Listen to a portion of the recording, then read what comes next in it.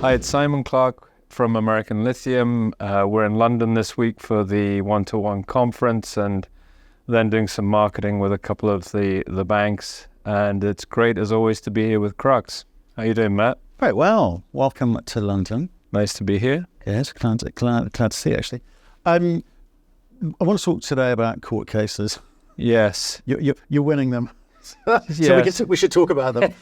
So tell us what's happened there. It's give us some good news, I think. Yeah, so we finally, I guess this is the sixth court case in Peru on the disputed 32 concessions, and we've got probably the strongest ruling we could have got from... Give us the backdrop there, because some people here won't have really... Yeah, sorry, it was back in 2018. There was the regulators claimed that the company hadn't paid its fees on time. This was Plateau at the time. This was Plateau before American Lithium. Yeah. And therefore they said that they didn't own 32 of 170 concessions. Yeah. A couple of which are material for the lithium side of things at Falciani, and a few of them also on the uranium side. So material impact on some of the resources. Right. Obviously, when we bought Plateau, it was factored into the price. It's the reason that we got what we think is one of the best lithium projects globally, and a really big uranium asset for 120 million Canadian. So factored in the price, our view at the time was, even if we don't get these back, these are great projects that will drive ahead in any event. And then, obviously 2.5 years later, we've had a lower court ruling on this, in addition to previous hearings, which we won, clearly as well. And then it got appealed by the regulators, which they pretty much do as a matter of course. The legal departments are pretty much instructed just to keep the process going. And so we ended up in the Superior Court in Peru in front of a 3-judge panel. Wow. Took a couple of years to get through the red tape, and there was a bunch of process and further delays with the change of government. But we finally got to the ruling and got a unanimous decision very strongly in our favor, basically saying that the claims of Ingamet and Menem were baseless. So, very much confirming. We've never actually lost title to the concessions. There was an injunction put in place to protect that. It's always been on the title and continue to be, but they've confirmed in unequivocal terms that we are the rightful owner of those concessions. So good news. These two guys jumped in, trying to take advantage of the situation, and been knocked back firmly.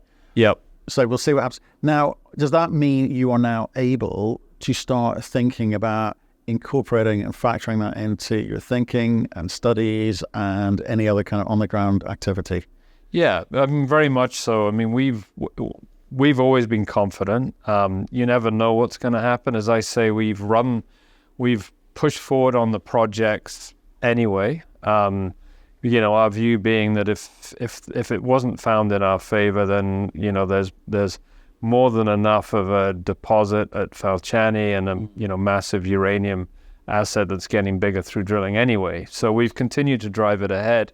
This just clarifies it. So rather than having to show alternate cases and economic studies and things like this, we can focus on the base case and the extremely large NPV that both projects have. I guess Lawrence must be quite excited.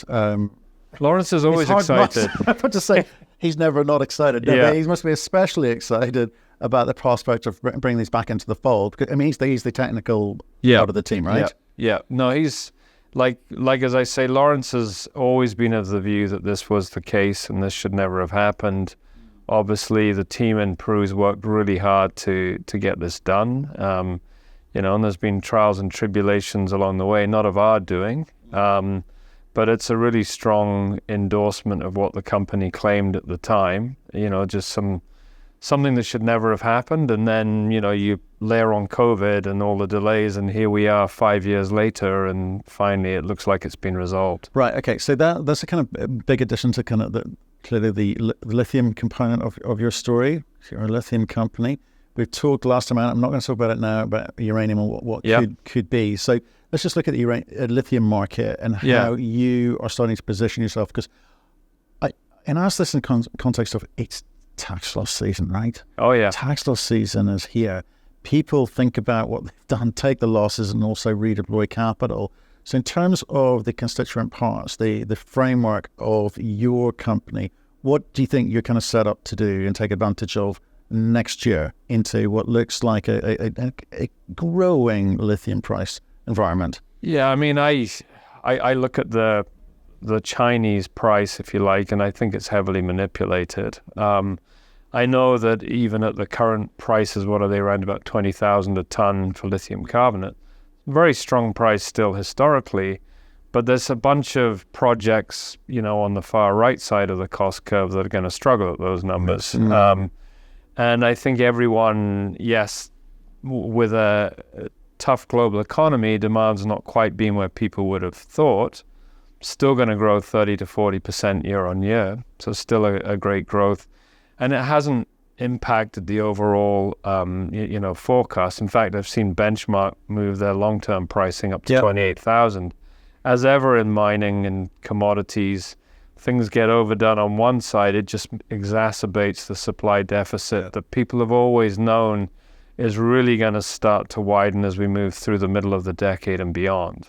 So yeah, I mean, I think we're in an environment where we're going to see the price start to recover next year. I'm actually already seeing ex-China pricing coming to the fore, like 28,000. I think fast markets are now doing that, which makes a lot of sense, and I think is going to come, with this decoupling from China.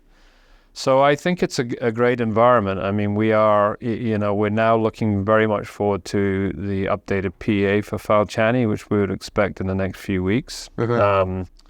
The resource, as you would have noticed, doubled at Falciani, which is huge, and that took longer than we'd have liked, which seems to be the case with everything in a pre-COVID, environment, post-COVID environment.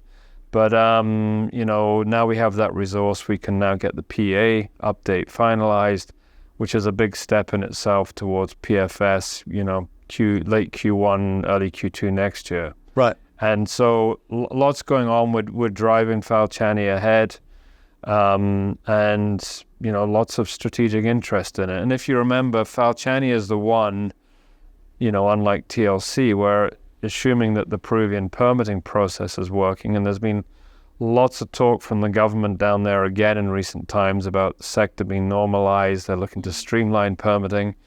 But even if you think it's going to take a little longer, we could be at FID on that project by mid-2025. So it's coming up fast. And I think, as we look to move forward from here, I think there's going to be lots of opportunities strategically to bring in the right players to help us get that built. I do think that we must be close to bottom on the commodity. And that's also going to help us move up the lithium pricing on the PEA at Falciani. So you'll see the MPV on that project significantly increase. I hope we're close to bottom, because I thought it's an extreme reaction to an extreme situation with price spikes of last year. We need some steady, more consistent, more mature growth, and hopefully this, because it's a nascent market, these things happen. I get it, but now everyone needs to just, I guess, calm down a bit.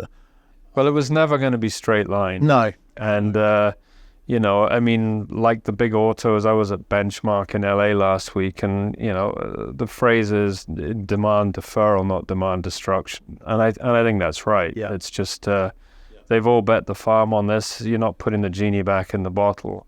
You go to those conferences and it gives you faith, because you're dealing with the strategics, the government side of things, and the industry in general. Where it's very buoyant, all these guys looking to get into lithium. Last week you saw, you saw Exxon, Chevron will be following. The big energy players are getting into it now in the US. India, you're seeing a lot of the big players coming out of India getting more and more aggressive on it. And you're just seeing more and more industry players as well, traditional miners getting into it as well. Well, I think, I like that phrase, where demand deferral, not demand destruction. And I think that's right. And if you look at, year on year, we're up 39%. So that's in any line of business, that's not too shabby. That's all right. But the kind of enthusiasm does need to be sort of tempered, because it's not just the supply of commodities; it's the kind of build out as well, which obviously takes time and takes hundreds of millions of dollars. And the demand, is being tempered by the economy at the moment. To be expected. But back to the question with regards to how are you set up to take advantage of this? Obviously, Falciani is great, and it looks like FID by mid-25 would be amazing. Yeah, because there's not too many stories like that around. Yeah. What do you need to do between now and then? Obviously, economic studies, but give me the timeline. Yeah. So I mean, we're looking at the updated PA, which will be to PFS standard, in the next few weeks here. Mm-hmm. Then we're looking at PFS by May of next year on Falciani. And then we're really into the permitting process. As you know, the guys were pretty smart last year. They launched the EIA early. It's what enabled us in a tough permitting environment in Peru to get drilling at Falciani and expand our resource. So it was a great decision. But that's now been filed, and that really provides the framework going forward for permitting the actual mine. And remember, Falciani is deemed non-metal in Peru, so on paper 6 months. Like I say, even if you assume 12 months, this thing could be permitted and ready to go come mid-2025. And I think there's a bit of conservatism built in there. I mean, you never know. Seems everything gets delayed in these times, but I think it's taken a little longer, but I think we're quietly confident, and we are seeing a normalization of things in Peru, and a government that is really pro mining and really wants to see lithium becoming a key pillar of that in country. I mean, they certainly, it's not lost on them what's happening in Argentina and Chile. I bet. Yeah. So I'm laughing because I've seen some of the stuff that's been coming out of Argentina this morning after the news of Ye being elected. I guess some comedy gold to come as well. But just back to, you mentioned earlier in terms of being cautious with your money. You've got to be frugal, but you've also got to advance the company. Absolutely. Right? So it's a case of return on capital invested. There'll be stuff that maybe at different times you'd like to be doing, but there's some stuff that you've got to be doing no matter what the time's like to move the company forward. Yeah. So again, what's important for us to recognize when we're looking at your company? I think for us, I mean, we do see, Falciani, I think, has some really good velocity now. So there'll be a focus on that. We're obviously driving TLC ahead. We're doing a lot of work, as you know, on the flow sheet side of things, which is we're happy with the flow sheet, but we know we can, make it stronger still. It's about optimization, pre-concentration, lithium losses, through the impurity removal, things like that, which will, we always felt 7,500 a ton was a really good number, but we also think we can bring that down a bit. So a lot of that is the focus on TLC. And then the big one, I guess, short term is spinning out uranium, and obviously we deferred that in the summer. Uranium at $75 a pound and looking like it's going to go higher. We've had a lot of interest again in that asset, and I think it's probably makes sense at some time to put that in its own vehicle. Yeah. And then, with its own capital, it can be driven ahead. It's obviously hard for us in tougher markets to devote the capital that needs to drive it forward. So I think putting it in its own vehicle, again, there's lots of velocity there around drilling and piloting and PFS. Interesting time for uranium, I have to say, because obviously, we hit $76 last week on spot, and obviously I think term contracts will kind of slowly come up behind and catch up. But it feels like, and I've talked this over with various fund managers in the uranium space, especially metals. I've talked about it with the people like John Paglia at Sput and industry personnel like Dustin Gary, and they're saying obviously we're moving into from a buyer's market to a seller's market. Not quite there, but there's an intrigue in terms of the psychology between that kind of hinterlands that we're in, where 76 to 100 is actually not a long way to go. Yeah, because that moves fairly rapidly through phases when there's not a lot of it around to be had. Does that as well as obviously a really atrocious market at the moment for listing. I think you made the right call, quite frankly. But into next year, the timing of this could actually work in your favor. Do you reevaluate what you think the company is worth, or what it should go out as a result of that ever-moving market? I think so. And the 32 concessions obviously clarifies up the resource. About 30% of it was impacted by that. Yeah.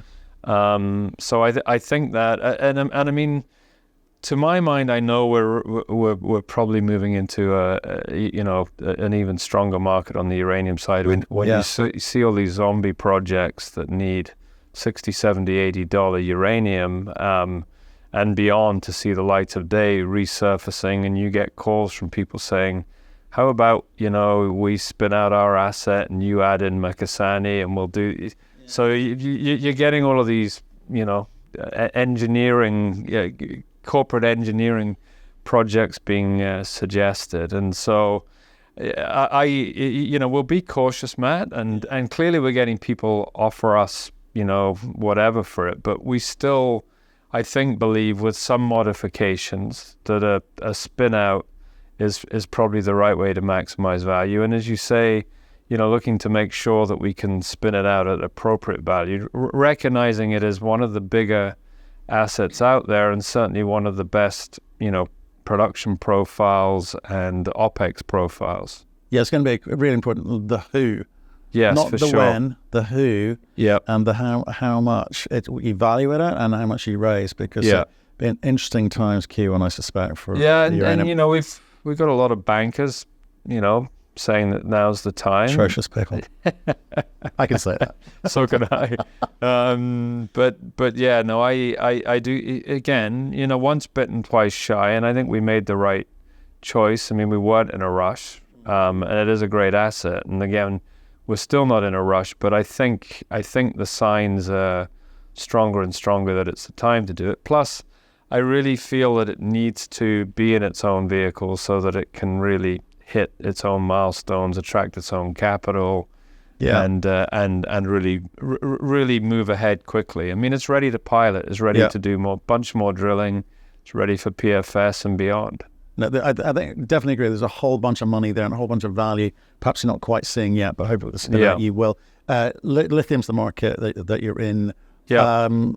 Must be happy about that now, I suspect. It's things seem to be moving the right way generally. What are you hearing from the conference, from your road shows, from the conversations with the banks, etc.? Yeah, I mean, it's just just be patient.